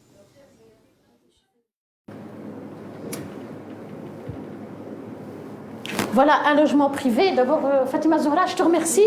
Une bénévole active qui a accompagné Sander pour aller filmer. Je te remercie, Fatima Zohra, c'est gentil. Je pense que ça devait être dur pour toi de voir cette réalité. Vraiment. Donc c'est un logement privé. Et on entend bien humidité, infiltration d'eau, la canalisation qui ne fonctionne pas. Un moment, Mohamed, s'il te plaît. Des souris, voilà, des souris qui ne payent pas le loyer en plus. Et puis, vous avez 1300 €. 1300 €, est-ce qu'on entend bien? Lavabo qui coule, c'est quand même pas le propriétaire, lavabo qui coule comme ça. Oui, mais en général, est-ce que pour un appartement d'une famille, payer 1300 € pour un revenu moyen que je pense qu'il ne dépense pas les 1700, on va dire, et encore 1700 €. Est-ce il a les moyens. Oublie un peu l'aspect propriétaire un peu. Il a les moyens. Pour payer 1300, il a les moyens. Mais je me le demande. Ça m'a pas l'air en tout cas, parce que quand on a les moyens, on vit pas dans ces conditions-là, on rénove. Il n'y a pas les moyens. Son père, ça fait plus de 10 ans qu'il est mort. 10 ans. 10 ans. 10. Oui, c'est avec sa maman et sa tante. Mais et pourquoi il reste? Quand il doit payer 1300, pourquoi il reste? Il doit pas... Mais où est-ce qu'il va aller? Il ne doit pas aller dans la rue. Où est-ce qu'il va aller? Il ne veut pas aller dormir dans la rue. Ouais. Non, mais la moyenne, vous avez dit tout à l'heure, la moyenne c'est 800. À Molenbeek, la moyenne, je vous dis moi, je connais le loyer, entre 500 et 600. Pour un loyer Un logement insalubre n'a pas de prix. C'est-à-dire que même si tu le loues à 10 €, ce n'est pas du tout correct. Voilà. On ne peut pas louer un logement qui n'est pas conforme aux normes définies par les codes du logement, quel que soit le prix du loyer. Mais ce qui est scandaleux, c'est que ces logements sont loués à des prix exorbitants aujourd'hui. Et les personnes n'ont pas de choix. Ce que la loi dit aussi, c'est que le loyer est librement fixé entre le locataire et le propriétaire. Tout le monde sait que c'est le propriétaire qui décide combien. Mais la loi dit que le marché dit que c'est une négociation, c'est quand même scandaleux qu'un propriétaire demande 1 300 €. Il y a un problème aussi de discrimination. C'est-à-dire que les propriétaires en profitent. Ils savent qu'il y a des personnes qui ont plus de mal à trouver du logement et ils font monter les prix. Il y a une discrimination, à plein de niveaux. Je veux dire qu'on préfère louer à une classe moyenne néerlandophone plutôt qu'à une famille nombreuse marocaine. Enfin, voilà, il y a des tas de... Maintenant, et donc, du coup, c'est ce qui fait que des personnes se retrouvent aussi à surpayer le prix. Et qu'un des avantages du logement public, dans le marché du logement social, cette discrimination n'existe pas. Puisqu'effectivement, on est sur une liste et quelle que soit tes origines, quel que soit... Alors c'est malheureux parce que d'un côté, il y a cette discrimination par rapport aux propriétaires qui en profitent. Et puis, vous avez de la discrimination quand on va chercher, quand on a les moyens et qu'on veut payer un appartement et que tu t'appelles Mohamed ou que tu t'appelles Fatima, c'est encore difficile, et que tu n'as pas de fiche de paye, même si tu as les revenus. Il y a beaucoup de propriétaires qui font l'état des lieux maintenant. C'est un anonyme. Mais je vais juste te poser une question. Ceux qui sont conscients qu'ils ne veulent pas de problème font l'état des lieux. Et malgré tout ça, ils ont des problèmes. Après 2 ans, 3 ans, c'est les choses, c'est le propriétaire. Mais je comprends bien, Mohamed, il y a des droits et des devoirs pour tous maintenant, à chacun de comment est-ce qu'il les gère. Mais tu peux quand même être réaliste et dire que dans cette réalité, aujourd'hui, au XXIe siècle, la capitale de l'Europe à Bruxelles, les gens quittent Bruxelles parce que les loyers sont trop chers. Cette réalité-là existe quand même. En fait, il y a quelque chose qui est intéressant et dont on ne se rend pas compte, parce qu'on dit quand même souvent « Bruxelles, c'est moins cher que Paris », par exemple, ou moins cher que Londres, etc. Mais c'est vrai en valeur absolue, comme on dit, mais pas en valeur relative. C'est-à-dire que si tu tiens compte du revenu du bruxellois, en fait, les logements sont très chers. En fait, tu dois comparer le loyer que tu payes par rapport au revenu des gens. Il y a quand même, normalement, il devrait y avoir un lien. Or, chez nous, il n'y a pas de lien. En fait, il y a 33% des ménages à Bruxelles qui sont en dessous du seuil de pauvreté. Le seuil de pauvreté, il est fixé à 1 200 €. Donc voilà, si ton loyer est à 1 300 € et que ton revenu il est de 1 200 €, Vous avez toujours des gens mal intentionnés. Par exemple, avec un exemple. Si tu ne m'as pas laissé terminer, mais c'est pas grave. Mohamed, est-ce que tu peux laisser madame terminer? Sois un peu galant. Je me demande si c'était une bonne idée de te donner le micro, Mohamed. Non, mais par galanterie, par respect, je voudrais que... Voilà, nous sommes minoritaires, parole aux femmes. En réalité, Bruxelles, si tu tiens compte du revenu réel des gens, est une des villes les plus chères du monde. Puisque le bruxellois, en fait, est plutôt pauvre. Si tu as 33% des ménages en dessous du seuil de pauvreté, ça montre que les gens ici sont plutôt pauvres. Et les loyers peuvent paraître moins chers qu'à Londres ou à Paris, mais par rapport aux revenus, aujourd'hui, on est dans une des villes les plus chères du monde. On est juste en dessous de Singapour. On ne se rend pas compte de ça, mais donc il y a une vraie responsabilité politique. Donc ce sont des personnes experts qui ont fait des études pour ça et des enquêtes pour ça. Il faut savoir, Mohamed, que le loyer devient de plus en plus cher. Et maintenant, ça devient des hauts standings qui sont impayables même pour la classe moyenne. Il y a une actualité, je pense, que nous ne devons pas ignorer aussi. C'est que au niveau de la région de Bruxelles-Capitale, les associations qui agissons dans le cadre du droit au logement, nous avons pendant des années revendiqué cette question d'objectivation des loyers. Et dans le cadre du Rassemblement bruxellois pour le droit à l'habitat, c'est un combat qu'on a mené aussi pendant longtemps. On exigeait qu'on puisse créer une commission paritaire locative qui serait un cadre où les bailleurs ou les locataires pourraient se rendre, ils pourraient saisir cette commission pour essayer d'évaluer. Pour essayer d'objectiver le loyer. Quand il y a une partie qui contestait un peu le loyer, qui trouve que le loyer appliqué est abusif. C'est pour lutter contre les loyers abusifs.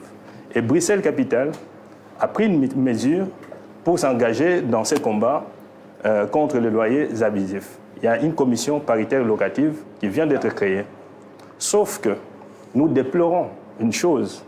Cette commission qui vient d'être créée n'a il n'y a aucun caractère impératif de mesures ou de décisions de la commission. Donc toutes les conclusions tirées par la commission sont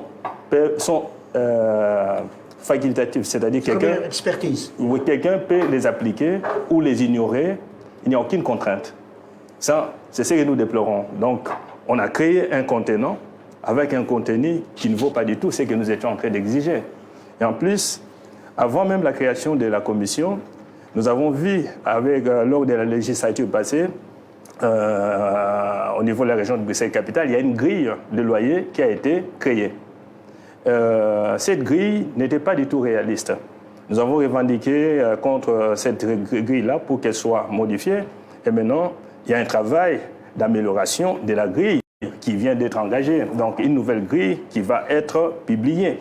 Mais d'emblée, il s'avère que la grille qui va être publiée encore une fois, c'est une grille qui ne sera pas du tout en favorable aux locataires. Oui, parce que lorsqu'on l'applique pour les petits logements, en tout cas, les personnes qui habitent dans le petit logement qui appliqueraient cette grille-là, pour ces logements-là, donc elles seront appelées à payer plus cher. Donc les loyers vont flamber encore avec l'application de la grille. Et donc c'est des mesures aujourd'hui prises pour lutter contre le loyer abusif, mais du tout qui ne sont pas des mesures satisfaisantes par rapport à ce que nous étions en train de revendiquer, par rapport à ce que nous sommes en train d'attendre. Donc il y a encore vraiment du travail à faire sur ce terrain-là, parce que la question du loyer se pose totalement.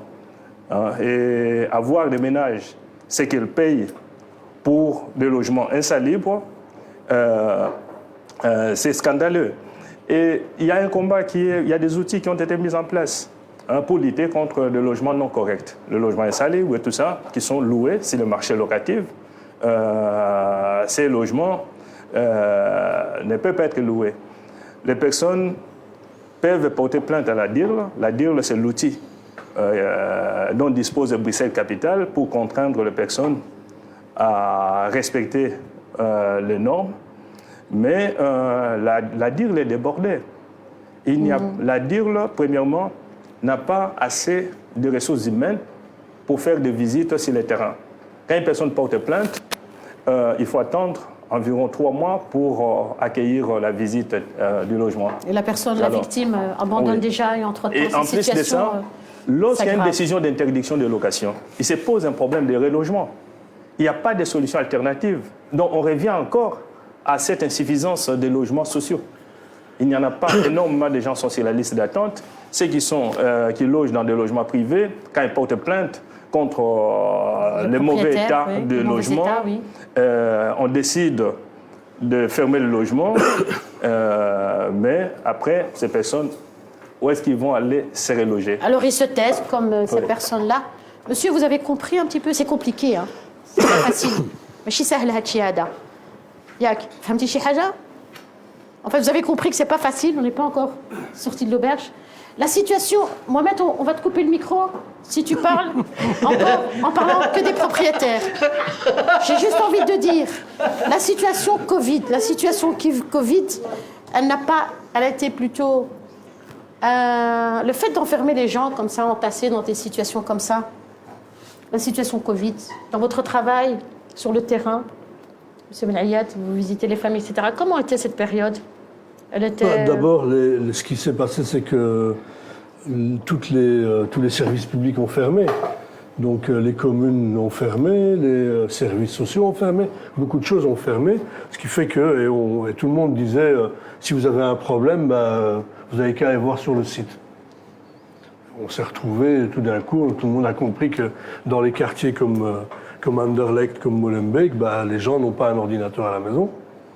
Ils n'ont pas une adresse mail, ils n'y connaissent rien à ça. Donc, du coup, tous les services auxquels ils auraient pu avoir droit, ben, ils n'y vont plus, c'est tout. Un Donc, service ceux qui avaient- public qui... Donc, les services Oui, publics, excuse-moi oui, de donc, t'interrompre, je t'en prie.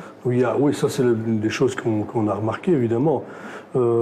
Maintenant, oui, ben, le Covid n'a pas révélé quelque chose de nouveau. Je veux dire, oui, il a accentué...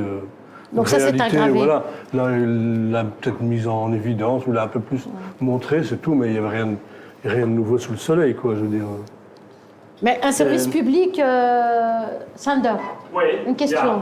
Un service public qui, pendant une période en difficulté, en période de corona, qui n'existe pas, qui est absent.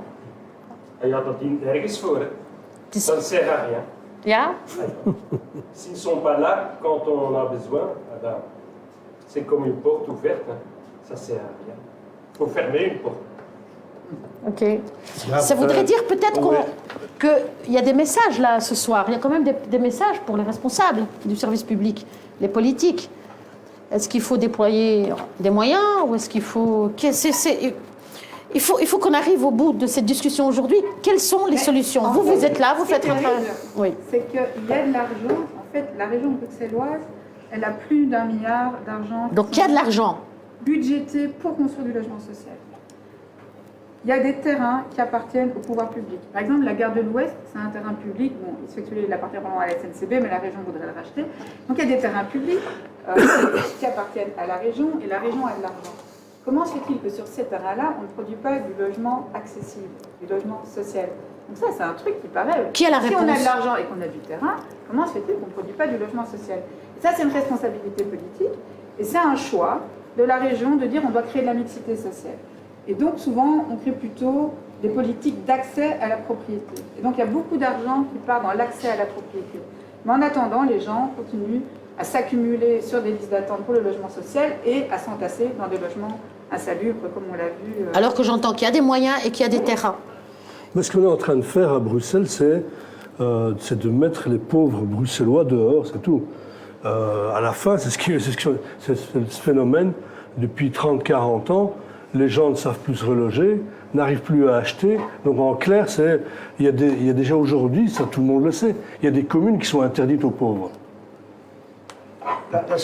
Donc ça veut dire que Bruxelles va devenir une ville pour les riches. Et en dehors de Bruxelles, on pousse la pauvreté. Une famille de travailleurs qui ont des revenus du travail ne peuvent plus se loger à Ixelles, ne peuvent plus se loger à Saint-Gilles, ne peuvent plus se loger dans les quartiers chics de Scarbeck où il y a les eurocrates qui ont tout pris. Il y a des communes périphériques comme Oderghem, etc. C'est aussi interdit aux pauvres. Donc, il y a un phénomène aujourd'hui, c'est que les gens qui n'ont pas assez d'argent pour se payer ces logements-là, ces communes-là, ils viennent vers Molenbeek, Anderlecht. Bon, Saint-Josse n'en peut plus, c'est bon. Je crois que c'est plein, il n'y a plus 1 mètre carré de libre, donc la question ne se pose pas. Mais donc, en clair, on est en train je veux dire, mais c'est une situation transitoire, parce qu'on sait très bien que les loyers à Anderlecht ou à Molenbeek sont en train de monter, que le prix des maisons est toujours occupé à monter. Et donc, avant, une famille bruxelloise... Pourquoi t'es parti? Ça t'intéresse pas? Tu dois partir? Tu voulais dire quelque chose? Ok, ça va, très bien. Là où une famille pouvait se payer... Là où une famille pouvait s'acheter une maison à Bruxelles, c'est devenu, on peut se payer peut-être un appartement. Ça, c'était... Maintenant, on ne peut même plus se payer cet appartement. C'est devenu trop cher. Tout le monde sait qu'un appartement de 2 chambres à coucher, en bon état, on est à 200 000. C'est tout. Voilà. C'est ça. Donc ça veut dire qu'on est en train de vider Bruxelles de ses travailleurs, en clair. Il y a des gens qui fuient maintenant à Charleroi et qu'il fallait... je vais juste regarder. Moustapha, je voulais revenir sur la situation Covid. Moustapha, tu es derrière le mur, je ne te vois pas. Il y a des réactions? Il y a quelques témoignages sur des personnes qui sont aussi en situation de mutation depuis 2012, qui vivent à 4 dans un 2 chambres. On a ce genre de témoignages. Donc ils répètent un peu leur situation, un peu comme les témoignages qu'on a aujourd'hui. Des questions, il n'y en a pas? La situation Covid. Après monsieur, c'est toi. Oui. Donc j'aimerais un peu qu'on puisse encore un peu revenir sur cette question, parce que le Covid nous a amené vite dans les confinements. Tout le monde a été confiné. Mais je dirais que pour des personnes qui sont bien logées, hein, les nantis, tout ça, le confinement, c'était tout simplement, ce n'était pas quelque chose qui a fait souffrir. C'était tout simplement une situation où les personnes manquaient la liberté de sortir, aller dans des loisirs habituels, hein, avoir le mouvement habituel. Mais pour d'autres personnes, c'était un emprisonnement. Hein, pour les personnes précarisées, ils se sont retrouvées vraiment dans une situation de prisonniers. Bien sûr, bien évidemment. Une situation de prisonniers parce qu'il y a des ménages, il y a des familles, surtout des familles nombreuses, qui habitent dans le logement petit, qui sont déjà confinés depuis longtemps.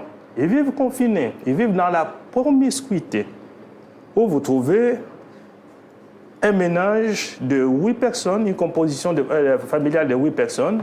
Vous avez 2 parents, 6 enfants qui logent dans un appartement d'une chambre, voire dans un appartement de 2 chambres. Vous imaginez vous imaginez le scénario d'occupation. Alors vous vous retrouvez confinés dans cette situation-là, tout le monde, vous partagez les mêmes sanitaires, vous n'avez qu'une chambre dans le logement et vous avez un petit salon d'à peine quelques mètres carrés et vous êtes contraint à rester dans cette situation pendant des mois. C'est le cas du premier film qu'on a vu, hein, madame, avec ses enfants. Là, pendant des mois, et nous avons ici, sur place, nous avons, je crois, dans le public, il y a peut-être des personnes qui pourront le témoigner, qui ont vécu aussi. Oui, mais justement, peut-être qu'on va donner la parole au public. Vas-y, moi. Monsieur, il a dit qu'on avait dit Bruxelles, ça c'est les pauvres, mais c'est une situation qui s'est inversée. Auparavant, il y avait les Belges qui fuyaient Bruxelles à cause de l'insécurité et la concentration étrangère. Maintenant, la situation s'est inversée. Maintenant, les Belges et les Flamands, ils sont attirés par Bruxelles et c'est eux qui ont fait flamber les prix. Et c'est pour ça que le loyer et les propriétés maintenant sont chers. Maintenant, automatiquement, les pauvres, ils partent parce qu'ils n'ont pas les moyens pour acheter maintenant tout ça. Et vous avez beaucoup de baisses, les Flamands qui rentrent. Vous avez dans ça. Mais on va y venir parce que le troisième montage, il traite de cela. Rue dans ça. Claire, tu as envie de dire quelque chose? C'est un banc. Non, mais si on va en parler par après, mais en fait, c'est plus des investisseurs que... Eh ben, on va en parler par après. Mais c'est quelque chose que tu as dit. Et l'accès aux services publics, l'accès aux services publics, l'autre chose dont ont souffert les personnes pendant la situation Covid, c'est que les gens se sont retrouvés, comme ça venait d'être dit, se sont retrouvés vraiment face d'eux-mêmes.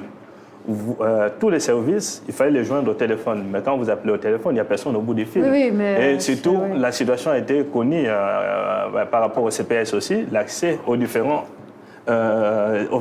aides a été très difficile.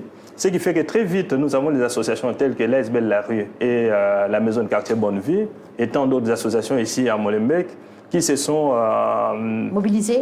mobilisées pour mettre en place un cadre, une démarche d'interpellation des CPS, un dialogue qui s'est établi. Vous avez été intermédiaire en fait. Oui, avec les CPS. Et ça a permis un peu de clarifier un certain nombre de choses et aussi de faciliter aussi certains contacts parce qu'à ce moment-là, ça conduit à dire que voilà, que les gens appellent à tel numéro. Quand, si vraiment ils n'arrivent à voir personne, ils peuvent recourir, passer... C'est quand même malheureux, hein, le service public, on vous laisse en attente, et des associations molenbeekoises. Excuse-moi, juste par rapport au Covid, encore une chose importante à dire, c'est que le Covid a provoqué quand même des situations assez graves. Il y a quand même une explosion, je veux dire, des violences conjugales. Dans toutes les communes, il y a des hôtels qui ont été réquisitionnés pour loger des femmes seules ou avec des enfants. Ouais. Ça, c'est un phénomène important dont on ne parle pas beaucoup. Il y a tout le phénomène les hôpitaux psychiatriques sont complètement saturés. Il y a la prime aussi. Les gens qui ont des problèmes de toxicomanie, ça s'est aggravé. Tous ceux qui étaient dans des processus de désintoxication, etc., tout ça s'est cassé la gueule. Donc il y a quand même pas mal de choses. Le Covid a provoqué pas mal de catastrophes, de dégâts sociaux dont on va avoir du mal à se remettre. Quoi. Donc il y avait des familles qui vivaient sous le même toit, des couples, et après ça s'est... Bien sûr, à partir du moment où vous enfermez les gens ensemble, les couples... Donc la demande du logement social... Tout ce qui est fragile, c'est cassé, quoi, c'est tout. Toutes les situations... Il y a eu bon, dans les différentes mesures qui ont été prises pendant cette période particulière, il y a aussi eu un moratoire contre les expulsions de logements. Donc ça, c'est une dimension positive, c'est-à-dire que ça protégeait un peu pendant une période difficile où les gens perdaient leurs revenus, que beaucoup de gens ont vu leurs revenus drastiquement diminuer, puisque les lieux d'activité qui étaient leurs ressources de vie étaient gelés, mis au frigo. Du coup, ces personnes-là, à Bruxelles, il y a eu un moratoire beaucoup plus long qu'en région flamande ou en Wallonie, qui a duré plus d'1 an.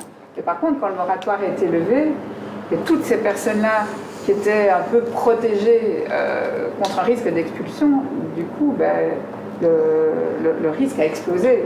C'était la petite goutte d'eau qui fait déborder le vase. Ouais. Et en plus du moratoire, il y avait aussi la prime Covid, en matière de logement, une prime de 215 € qui a été débloquée instaurée pour les personnes qui avaient des difficultés de payer le loyer suite... 250 € par mois 215 € par mois et malheureusement, c'était une prime unique. C'est-à-dire 215 €, ça peut vous aider peut-être à compléter le loyer d'1 mois, mais après le mois suivant, qu'est-ce qui se passe? Donc c'était une prime unique. C'était unique, ouais. Donc chaque personne recevait 215 € pour les personnes qui avaient perdu, où il y avait diminution. Pour faire taire les gens et quand il y avait diminution ou perte de revenus. Parce que les besoins étaient énormes en dehors du logement, les ordinateurs, le psychologue, le psychiatre, les médicaments. Et puis c'était positif mais insuffisant. Il nous reste un petit quart d'heure, quelque chose comme ça. Parce qu'il faut venir avec des perspectives et des actions futures positives. Les miracles, oui, après on va faire des miracles, tu vas voir. Vous êtes venu ici pour témoigner. Vous voulez témoigner? C'est ta maman? Ouais, c'est ma maman. Tu veux prendre toi la parole? Je vais te donner le micro. Il est allumé déjà? S'il te plaît. Merci.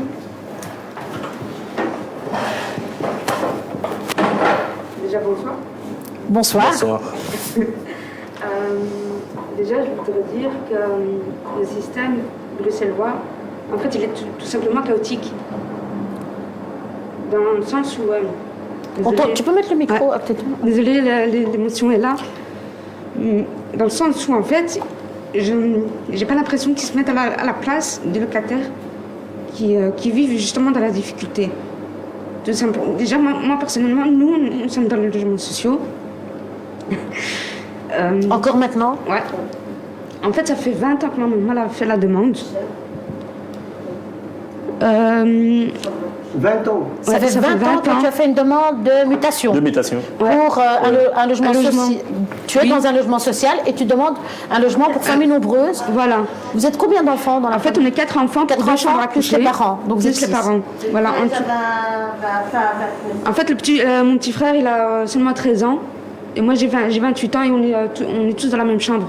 Et limite, j'ai mon frère de 20 ans qui dort dans le salon. Pourquoi? Parce qu'on n'a pas suffisamment de place. Il n'y a pas d'intimité. Suffisamment de place dans la chambre. Le matin, je ne raconte même pas. On se dispute tous pour les toilettes et la salle de bain. Hein. Nous commençons tous à la même heure, l'école, la formation et compagnie. Donc c'est très très dur. Vous allez tous à l'école encore? Oui, soit on va à l'école, soit moi je suis en formation. Ok. Je vous parle même pas de l'insalubrité. J'ai des gros problèmes de santé dus à ça. Le loyer, c'est une catastrophe. Le loyer combien?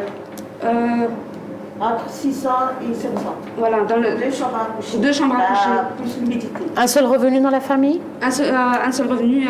Moi, j'ai mon chômage, mais qui ne m'aide pas non plus. Oui, et puis avec 4 adolescents qui veut quand même avoir un minimum d'aller au cinéma 1 fois par mois, ce qui est normal, et d'avoir des chaussures, des bonnes chaussures, et bien manger, oui, voilà, et bien se soigner, qui n'est pas un luxe, qui est un devoir, et un confort, c'est le minimum du minimum. Mais c'est ça.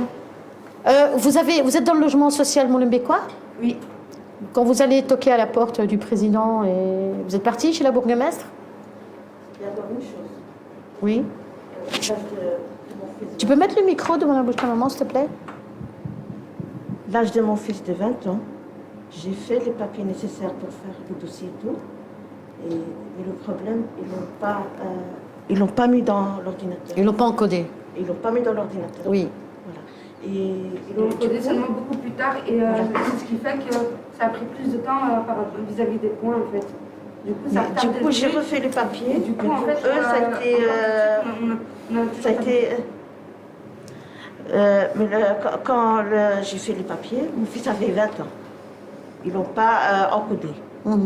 Donc, du coup, j'ai refait le dossier. Pour eux, c'est seulement 7 ans. Au lieu de 20 ans. Au lieu de 20 ans. Donc pour eux, c'est-à-dire... C'est nous qui galèrent, mon père, tout ça. Et entre-temps, il n'y a pas d'urgence de voir... On les comprend, c'est pas ça. Je crois qu'il y a une précision.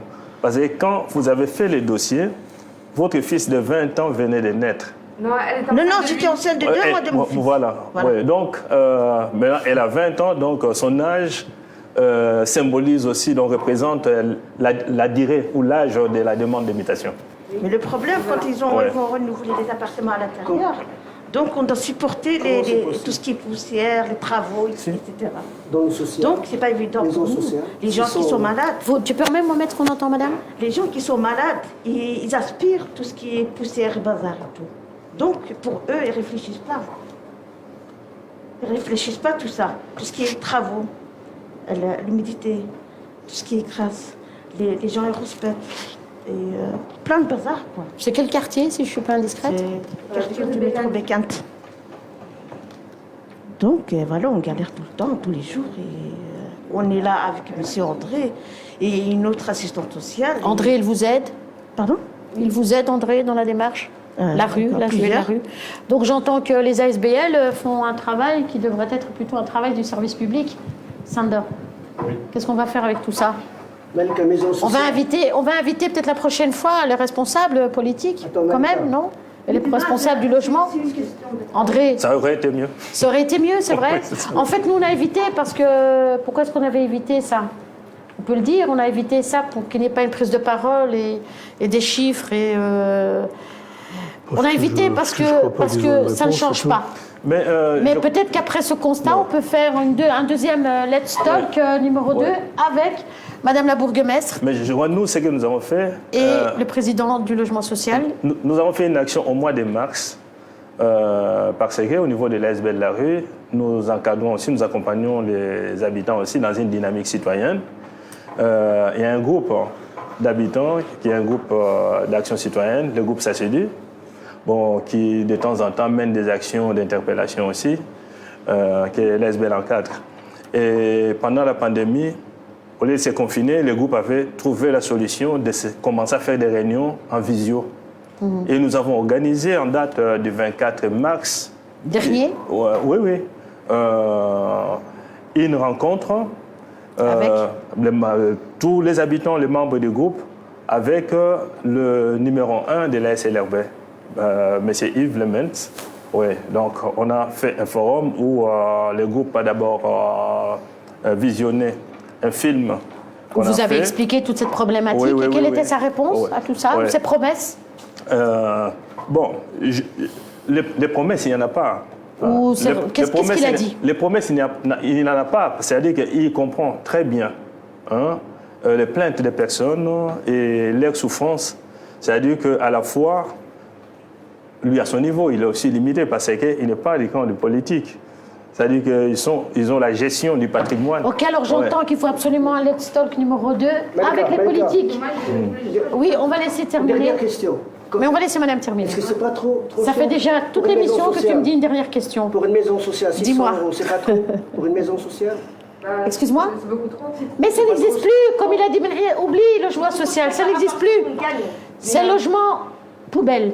Et c'est logement riche pour ce que ça est. Monsieur a dit, Mohamed, monsieur a dit même 10 €, c'est trop cher. Je suis d'accord avec lui.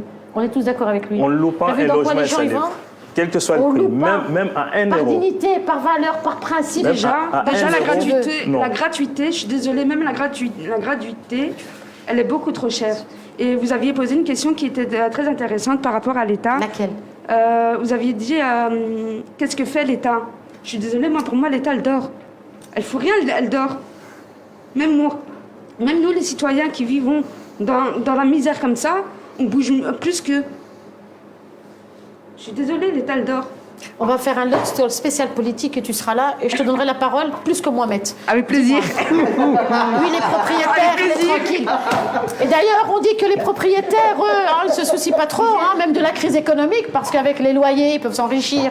Une petite parenthèse. J'aimerais bien que je ne sais pas si ça peut être possible avec l'accord de M. André. On a fait un film. Un film, oui. Bravo, c'est celui de Bravo, non? Non, Jeu de loi. Jeu de loi. Jeu de loi. Et qu'est-ce que tu veux qu'on fasse avec ce film? Il y a plein de dossiers, comment dire... Qu'on le présentera ici? C'est ça que tu veux? Oui, c'est pas mal. Il dure 30 minutes. Sander, il est spécialisé, tu feras des coupures et des morceaux avec ce qui vient de se dire aujourd'hui, avec les témoignages d'aujourd'hui, avec ce qu'ils savent déjà, et on verra bien avec... Et tu m'as traduit dedans? Je ne sais pas. Parce que c'est un film qui porte sur la longue attente du logement social. Comment est-ce qu'il est vécu par les demandeurs? C'est-à-dire la longue attente du logement social, la longue attente de mutation. Le film porte sur ça. J'entends C'est bien. l'expression... Mustapha, il y a quelque chose? Des demandeurs. Très bien. Il cherche un appart. Un appart à 5 C'est pour ça qu'il est derrière le mur, Mustapha. Non. Ah là là là là. Quelque chose? Malika. Mahdia, tu veux dire quelque chose? Allez, viens, Mahdia. Viens à côté de nous, viens à côté de nous. Malika.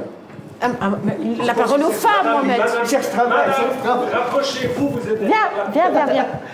Il cherche travail dans l'ordinateur. Viens là. Alors, Mahdia, tu as tout entendu là. Donc j'ai une amie qui est en train de chercher un loyer. Elle me dit je suis capable de payer 1200 jusqu'à 1300 € et elle ne trouve pas. Et là, on a le problème. Oui, voilà. Donc, il y a un manque. Tu peux trouver un appartement pour cette dame, Mohamed? Elle a un préavis. Son préavis se termine ce mois-ci. Le point de départ. Peut-être, excuse-moi, Mohamed. Elle est en dépression. Est-ce que peut-être ce message, les internautes, les gens qui entendent autour de nous, si quelqu'un a un appartement, veuillez nous contacter. Ben oui. Si on peut être utile à cette dame. Ouais. Mais nous, on n'apprécie pas qu'elle va payer 1300 €. Tu vois, les gens sont tellement dans une situation tellement gravissime de se retrouver à la porte que même en n'ayant pas ce revenu, ils devront faire des efforts de fou pour pouvoir payer le loyer. Le problème, dès qu'il trouve, il va habiter 3 mois, 6 mois, 1 an, et il va faire une plainte que le loyer est trop cher. Mais elle veut donner 1300, mais il le veut. C'est le point de départ. Elle veut, elle est volontaire. Mais on ne sait pas ça. C'est le problème entre le locataire et le propriétaire. Ça, c'est le problème. On ne sait pas ça. Vous avez une solution? Non, mais si c'est trop pour elle. Dans l'émission, au début de l'émission, tu as dit qu'il y avait des loyers à 500, entre 500 et 700 € Mohamed. La solution, c'est quoi? Après, tu vas chercher un appartement pour cette dame. Trouver quelque chose qui est convenable, mais pas à 1300 et pas à 1000. Mais comment attendre alors qu'elle a son préavis? Elle a son préavis. Elle va dormir dans la rue. De plus en plus de gens sont dans la rue à cause de ça. Faire face aux expulsions. Les gens sont résignés parce qu'ils n'ont pas le moyen de se reloger autrement. Mais tout le monde peut aller On va faire... Mustapha, tu peux envoyer un message si quelqu'un a un appartement pour cette dame, on ne sait jamais, ça peut être utile. Au moins, toi, si tu seras utile derrière ce mur. Que dire? 3e film? Merci, Vincent. Ik kom van een meer residentiële gemeente waar mensen op straat naast elkaar bewegen. Terwijl hier mensen zeggen goeiedag. Je voelt dat ook. Dat is, mensen hangen aan elkaar en dat is heel aangenaam. Dat vind ik heel aangenaam en dat heb ik altijd aangenaam gevonden in Molenbeek, want dat is een andere sfeer en dat ligt mij toch wel. Ja, je merkt dat wel natuurlijk, dat die wijk, dat hier veel verborgen armoede zit in die wijk. Je voelt dat dat een andere dagelijkse realiteit is. En tegelijkertijd is dat superbelangrijk dat hier die mix dat behouden blijft. Deze wijk, ik kwam hier wel eens vroeger en je voelt dat die aan het veranderen is. Je voelt dat hier plots hier om de hoek staat een gigantisch nieuw gebouwencomplex. Dat zijn geen sociale woningen, dat zie je zo. Het is vaak door een investering in publieke ruimte dat de wijk een ander gezicht krijgt en andere soorten investeerders aantrekt. En dus eigenlijk zijn er mensen die niet de middelen hebben om die prijsverhoging te absorberen in hun dagelijks leven, die worden weggeduwd. Ik wil hier niet in een wijk komen wonen, die te zien veranderen in een wijk die dan weer de residentiële wijk is waar ik vandaan kom, waar de gemiddelde inkomens wel hoger liggen, maar waar dat je die spirit, die warmte weg is. En dat is nu al zo lang bezig, dat proces. En er is nog altijd geen antwoord. Er zijn 2 antwoorden. Ofwel doen we het en gebeurt het, ofwel doen we niks. Maar verandert er ook niks voor de mensen die in die wijken wonen. En daartussen, daar zit wel de sleutel, denk ik, voor oplossingen voor wijken of stukken gemeenten zoals hier. Van hoe kunnen we dat aangenamer maken voor iedereen zonder dat dan de mensen die financieel op het randje zitten, dat die eruit vallen. Dat is echt... Dus dat is een heel complex verhaal, maar die publieke ruimte is wel voor mij de sleutel tot heel veel... Dat creëert heel veel mogelijkheden. Ik zeg niet dat dat de oplossing is, maar dat creëert heel veel mogelijkheden om zo'n wijk een aangename plek te maken voor iedereen.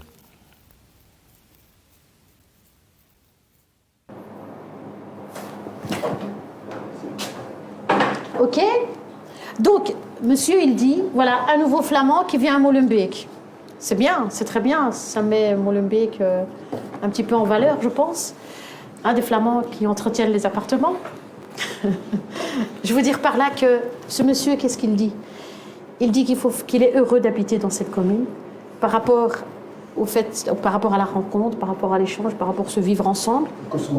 Voilà. Et il dit quand même qu'il faut faire attention. Il faut faire attention que ça ne vient pas, comme je le disais tout à l'heure, zone riche, zone pauvre. Ghetto. Voilà. Comment on peut éviter cela, monsieur Benayed? Vous n'avez pas beaucoup pris la parole, peut-être. Comment on peut réagir par rapport... Quand vous entendez cela, qu'est-ce que... Donc c'est un réfugié du cosmopolitisme ou quoi? Et je ne sais pas ce qu'il quitte, ce qu'il trouve ici. Mais pour moi, la question ne se pose pas dans des termes comme ça. Je veux dire, on n'habite pas dans une commune ou dans un quartier parce qu'il est cosmopolite ou parce qu'il ne l'est pas. On n'est pas entre des animaux et des êtres humains. On est entre êtres humains. Donc pour moi, ces questions ne se posent pas, on ne devrait pas se poser. C'est tout.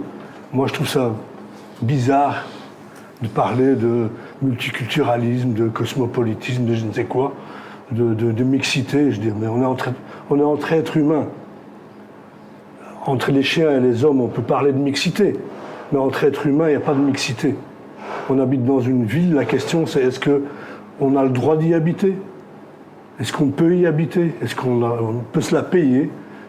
Dans quelles conditions on habite? Qu'est-ce qu'on a autour de nous? Est-ce qu'on a un parc? Est-ce qu'on a des infrastructures? Est-ce qu'on a des écoles valables? Est-ce qu'on a un hôpital qui fonctionne? C'est ça qui est important. C'est pas de savoir que mon voisin, il est flamand ou luxembourgeois ou je ne sais quoi. Ça ne m'intéresse pas. Très bien. C'est un faux débat. Enfin, c'est intéressant. Que des gens se gargarisent avec ça. Bon. C'est pas un peu très à la mode de venir à Molenbeek dans cette commune djihadiste, d'y vivre un petit peu comme un héros? À la mode, c'est moins cher. C'est moins cher, voilà, oui, c'est moins cher. Oui. C'est moins cher. Ça commence à devenir cher. Je peux dire... Peut-être on va revenir. Claire, tu veux dire quelque chose par rapport à ce que tu viens de voir et entendre? Il y a des fonctions qui s'établissent et qui sont pas neutres. C'est-à-dire que quand on voit apparaître dans un quartier certains types de fonctions culturelles, certains types de musées, bon, par exemple, on voit au bord du canal, maintenant il y a le MIMA, etc., où voilà, il y a la communauté flamande qui s'est installée au bord de tous les taxis. Et donc, ce n'est pas une question de cosmopolite, flamand, pas flamand, quoi. Effectivement, c'est une question de qui attire quoi et où. Et derrière, c'est fondamentalement une question de revenus. Et en fonction de ces revenus, qui peut habiter? Peu importe, en fait, de ce point de vue-là, que tu sois belge, marocain, turc, espagnol, c'est ton revenu. Et ton revenu va faire que tu vas pouvoir t'installer et vivre à un certain endroit ou pas. Comme c'est le marché privé qui régule tout ça, et qu'il n'y a pas de politique publique, c'est ton revenu qui va être déterminant si tu as le droit de t'installer quelque part. Et comme de nouveau, il n'y a pas de régulation, que c'est juste le marché privé qui décide, les promoteurs qui décident et les investisseurs qui décident, mais si à un moment donné, il n'y a pas un cadre et que tu as des personnes avec un plus gros revenu qui viennent s'installer, si tu es propriétaire, tu dis je vais pouvoir faire payer plus cher. Si tu tiens un magasin et que tu doubles le prix et qu'il y a des gens qui viennent acheter, tu doubles le prix. même s'il y en a d'autres qui n'arrivent plus à payer le prix de tes produits. Et donc voilà, c'est ça le libéralisme. Et donc, ce qui est décrit là, c'est pas une question effectivement du vivre exotisme, ensemble, de mixité sociale ou quoi que ce soit. Ouais. C'est une question de capitalisme en fait qui est en train de se passer avec des rapports de domination et des gens qui ont plus de moyens que d'autres, et ceux qui n'ont pas les moyens pour se vivre là, ils sont obligés de partir à un moment donné. Et donc on ne lutte pas contre la pauvreté, on lutte contre les pauvres dans cette démarche-là. On sait qu'il y a des subsides aujourd'hui pour promouvoir le vivre ensemble. Ça en dit long quand même. Il n'y a pas de subside pour régler les problèmes d'insalubrité. Bon, voilà, je veux dire, mais ça veut dire quoi, ça veut dire quoi apprendre aux gens à vivre ensemble, ça veut dire qu'ils ne savent pas vivre ensemble. C'est très bizarre comme façon de regarder les autres, quoi. Enfin, très bizarre, c'est raciste, quoi. Tout simplement. C'est discriminatoire, quoi. Ça veut dire dans les quartiers comme Molenbeek, comme Anderlecht, les quartiers populaires, on va mettre des associations avec des subsides pour apprendre à vivre ensemble. Je n'ai pas besoin d'apprendre à vivre avec mon voisin. Même si je peux avoir des conflits avec mon voisin, c'est pas ça. Alors, quoi. Oui. Donc on est dans un drôle de schéma. Ce que vous dites là, c'est très, très, très, très intéressant. Moi, à mon avis... Et c'est une grande vérité. Ouais. Cela dit... Oui. Moi, à mon avis... Il nous reste 5 petites minutes. Je vais faire un tour de table avec quelque chose. Quels sont, Claire, certainement avec le travail que tu fais et cette brochure? Attendez. À mon avis, les Belges et les Flamands, ils ne sont pas racistes. Ils adorent, allez, je dis un exemple, ils adorent Molenbeek. Quand ils viennent, ils sont satisfaits, ils disent c'est magnifique, il y a du cosmopolitisme ici. Mais ils ne peuvent pas habiter à Molenbeek à l'intérieur. Pourquoi? Parce qu'ils doivent s'adapter avec l'éducation de l'habitation, des voisins et tout ça, qui n'est pas les mêmes entre eux. Alors qu'est-ce qu'ils font? Ils vont de l'autre côté du canal, à côté des Dansards et les côtés là tous. Et ils se trouvent entre eux, les Belges, entre eux, les Européens. Mais l'autre côté qu'on traverse le canal, ils ne savent pas suivre avec les immigrés, leur mentalité différente. Ils sont en train de passer de l'autre côté du canal, et le problème, ce n'est pas eux en tant que tels. On dit leur problème, c'est le portefeuille qu'ils ont. Et c'est ça qui va faire monter les prix. Mais il y en a qui aiment habiter entre les gens. Et il y en a qui habitent entre les habitants. Mohamed, tu habites de quel côté? Si tu veux le dire. Tu n'es pas obligé de dire le numéro, mais de quel côté, quel quartier? Molenbeek. Écoute. Chaussée de Gand. Chaussée de Gand. Je suis sûre que si tu vendrais ta maison à un prix très abordable, le Flamand qui va venir, il s'en fout des codes et tout ce que tu veux, il va acheter ta maison. Tu peux en être sûr. Tu peux en être sûr. Donc je pense que quand même... une chose à ajouter. Il évite quand même d'habiter entre nous. Non, je ne pense pas. Je ne pense mais il n'y en a pas beaucoup. Il y en a quelques-uns. On n'a pas de chiffres, donc je ne vais pas me prononcer là-dessus. Peut-être les 5 dernières minutes. Un tour de table avec quelque chose de positif, c'est qu'on va se retrouver avec les politiques pour qu'ils prennent leurs responsabilités et en même temps de montrer tout le travail qui a été effectué, remarquable par vous autres en tant qu'association et services. On vous félicite. Vous apportez une réalité, vous apportez un travail réel porté par des personnes qui travaillent bénévolement et non. Vous êtes sur les terrains tous les jours et franchement, on vous félicite. On peut même vous applaudir. Alors, non, mais c'est vrai. Le mot de la fin, avec des perspectives futures et positives, on va commencer avec Claire. Je suis sûre que tu as des belles idées et des actions et mener des actions. Mais... Non, mais il faut pas se taire. Donc, effectivement, des moments comme ici, c'est important. Je ne sais pas, interpeller la commune. Avec 20 signatures, on peut, c'est pas beaucoup 20 signatures, on peut aller interpeller l'échelon communal, c'est quand même un échelon de proximité par rapport aux conditions du logement social molenbeekois, il faut pouvoir le faire. Le 27 mars, c'est le Housing Action Day. Alors c'est une grande manifestation de droit au logement. Je veux dire les manifestations, à quoi ça sert, mais enfin, quelque part, on a pour le moment les manifs climatiques, environnementales. Sur le logement, il n'y en a pas souvent. Ils vont se rassembler pour des C'est quelle date, excuse-moi, le dimanche 27 mars. Et donc, il y a pour le moment des tas d'associations, de collectifs, c'est ouvert à tout le monde, qui s'organisent pour préparer ce grand moment de rassemblement et qui n'est pas qu'à Bruxelles, en fait, c'est mondial. Hein. Comme pour le droit à l'environnement, là, c'est le droit au logement. Droit à l'habitat. Sur la carte. Un mot positif Oui, un point positif, mais à la fois, je voulais dire que je ne suis pas d'accord avec ce que Benéad a dit. par rapport au vivre ensemble. Le vivre ensemble, nous avons besoin de ça. Nous avons besoin de ça, sauf qu'il faut voir les choses autrement. C'est-à-dire d'abord par rapport aux personnes qui quittent des quartiers, qui partent, et de visages qui changent, qui viennent. C'est-à-dire, je crois qu'il faudrait un investissement pour aider des propriétaires qui sont dans le quartier, mais qui manquent de moyens pour rénover leurs biens, et ils n'ont plus de choix que le vendre à ceux qui viennent, disons, les meilleurs offrants, et ils vendent leur logement et ils partent. Donc, pour aider ces personnes à savoir rénover leurs biens, il faudrait mettre des mécanismes en place pour favoriser la rénovation urbaine au niveau d'une aide par rapport aux propriétaires désargentés. Ça, c'est très important. C'est une façon de sauver un peu, de protéger aussi tous nos quartiers. Et en plus de cela, il y a un certain nombre de projets, de nouveaux projets qui arrivent aujourd'hui dans les quartiers. C'est-à-dire, je prends le projet l'habitat solidaire. Aujourd'hui, il y a des habitats solidaires qui sont développés. Nous avons les CLT, le tout dernier CLT qui vient d'arriver dans les quartiers Ransfort, Sillery, Ransfort et Indépendance. Les CLT offrent une opportunité, c'est-à-dire aux personnes qui vivent dans la précarité, pour avoir des logements décents, acquérir un logement, mais à un prix réaliste, vraiment réaliste. Et ces personnes, c'est une formule d'un logement solidaire, donc les personnes vivent en communauté. Ils construisent des communautés d'habitants, et là, ils sont en train de construire le vivre ensemble.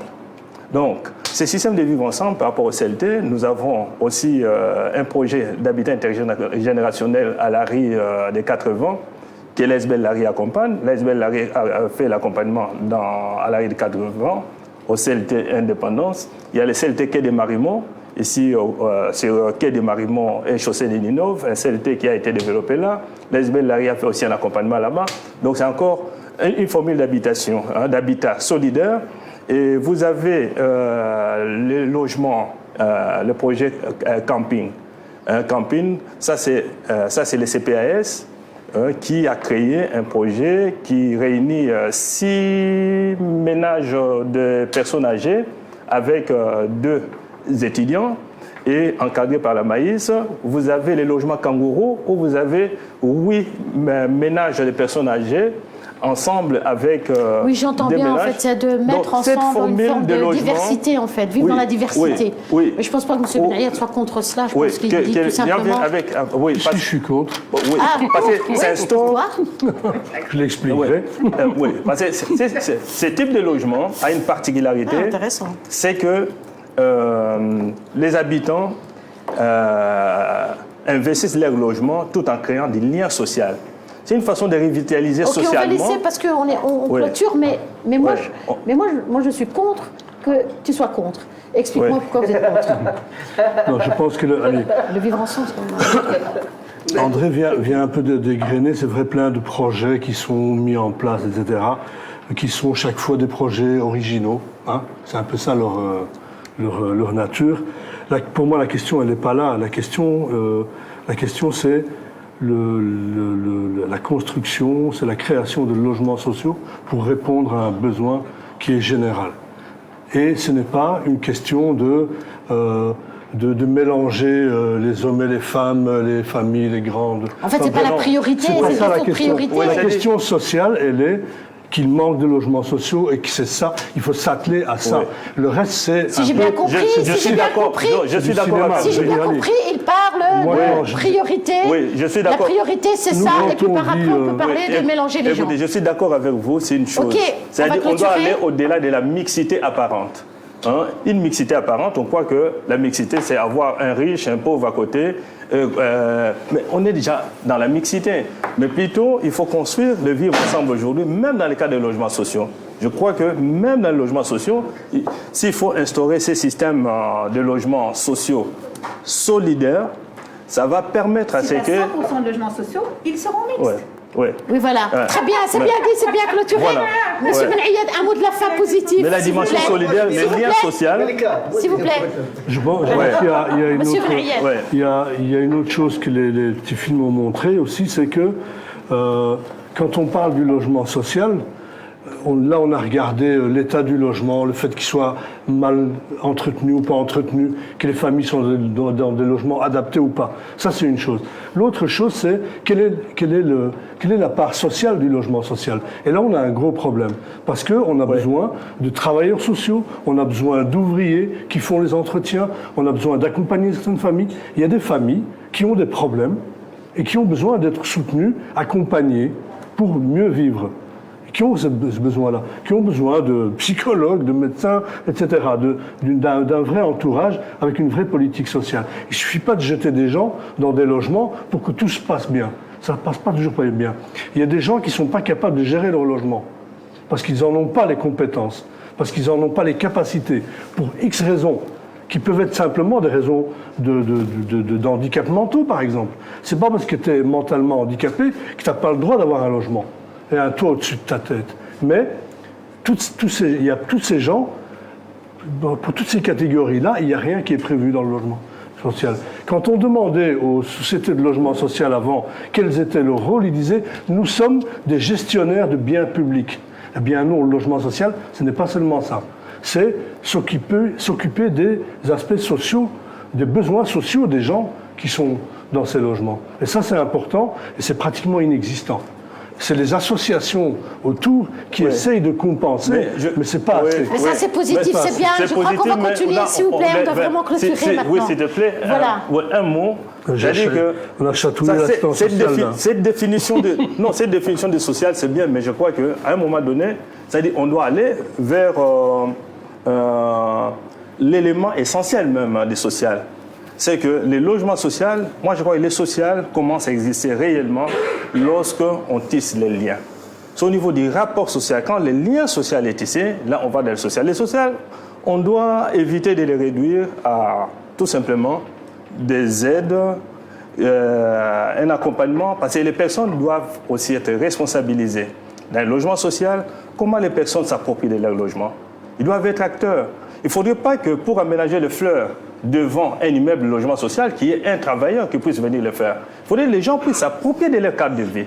Ces cadres de vie, ils peuvent s'approprier ça, c'est-à-dire que c'est une question de perspective, d'une philosophie du logement social. Il faut aller dans une philosophie où les gens s'approprient de leur cadre de vie. Ouais. Non, alors, là, j'ai juste envie de dire que l'un n'exclut pas l'autre, excuse-moi Mohamed, l'un n'exclut pas l'autre, mais je crois que la priorité, et on entend bien, c'est l'urgence de ces familles. Mais vous avez oublié... Alors, la caméra pour le public, c'est celle-là ? Alors, j'ai juste envie de dire merci infiniment pour les personnes qui nous ont suivis ce soir. Nous avons fait qu'apporter un premier bilan. On se retrouvera, et ça c'est quelque chose de positif, avec les personnes aussi qui sont compétentes, avec nous, avec vous, pour pouvoir aider ces familles. Et on reviendra très bientôt et on verra si ce sera même dans le contexte du mois de mars au niveau international.